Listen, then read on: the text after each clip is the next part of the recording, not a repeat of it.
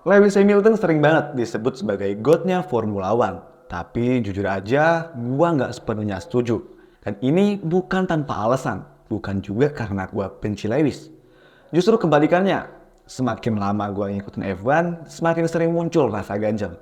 Kayak ada sesuatu yang nggak sesederhana narasi indah yang biasa kita dengar. Ada satu fakta yang selalu ganggu kepala gua. Dalam mobil yang sama, Lewis beberapa kali kalah dari rekan setirnya sendiri. Tahun 2011, dia kalah dari Jenson Button di McLaren saat Button masih terbilang baru di tim. Tahun 2016, dia kalah dari Nico Rosberg di Mercedes, teman masa kecilnya sendiri. Tahun 2022, dia kalah dari George Russell yang baru pindah ke Mercedes. Dan di 2025, dia kembali kalah dari Charles Leclerc, partner barunya di Ferrari. Buat pembalap yang sering disebut yang terbaik sepanjang masa, ini terasa janggal. Harusnya GOAT gak sesering itu buat kecolongan. Lalu datang era ground effect. Dan jujur aja, disinilah semuanya mulai kerasa berubah. Mercedes bukan monster lagi. Mobilnya kelihatan biasa, bahkan kadang terlihat kayak bukan mobil papan atas. Dan entah kebetulan atau enggak, Lewis juga ikut meredup. 4 musim, cuma 2 kemenangan. Rasanya kayak keajaiban itu cuma muncul saat mobilnya juga keajaiban. Padahal Lewis datang di momen yang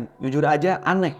Tahun 2014, era turbo hybrid dimulai. Dan Mercedes tiba-tiba muncul kayak tim dari masa depan. Sementara tim lain masih ribet soal reliability. Mercedes sudah ngomong efisiensi, sasis, dan detail-detail teknis yang bahkan belum kepikiran sama rivalnya. Waktu itu juga beredar isu kalau tenaga mesin mereka lebih kencang dari yang lain. Mereka bahkan punya 2 mode mesin. Satu buat kualifikasi, satu buat balapan. Mobil Mercedes bukan cuma cepat, tapi terasa kayak gak bisa disentuh. Dan di atas mobil inilah Lewis ngumpulin 6 dari 7 gelarnya. 6 gelar lahir di era dimana mobilnya benar-benar jauh di depan daripada yang lainnya. Sekarang bandingin sebentar sama Schumacher. Dia datang ke Ferrari yang lagi biasa-biasa aja. Dan lagi puasa gelar selama 17 tahun. Dia nggak cuma numpang menang, dia bangun ulang Ferrari. Motong puasa gelar 21 tahun. Dan bikin Ferrari mendominasi satu era penuh. Schumacher membangun tahtanya sendiri. Lewis, dia datang tepat di saat Mercedes sudah siap jadi mesin penghancur. Dia bukan membangun tahta itu,